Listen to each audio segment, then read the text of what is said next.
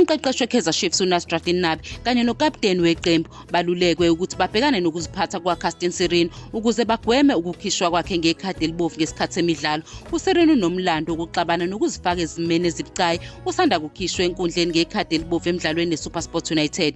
Owayengunompepe weFIFA nePSL uVictor Hlungwane uphakamisa ukuthi uSirino kumele aphathwe ukuze angawatholi amakhadi abovu. uHlungwane ukhumbula isigameko lapho kwadingeka ukuthi aluleke ukapteni weSundowns uHlombo ukuthi akhulume noSirino ngesikhathi kunomdlalo ukuze angakhishwa ngekhadi elibovu. uSirino udlala indima enkulu kuChiefs kusukela efikile kuleli qembu ekuqaleni kwesizini, washaya amagoli amathathu waphinde wasiza abane emidlalweni engu-15. Nokho ukuziphatha kwakhe kwemizwa enkundleni kuholele ezinkingeni zokuqondiswa kwezigwegwe, kanti uzogwetshwa imidlalo emibili okuhlanganisa nomdlalo ozayo neMamelodi Sundowns. iKaizer Chiefs kuzomela ilawule imizwa kaSirino ukuze iqinisekise ukuthi ubamba iqhaza elikhulu ekusizeni iqembu liphusha indawo yomqhudelwano weCAF Interclub futhi livikele isicoco seNedbank Cup ka-2024-2025.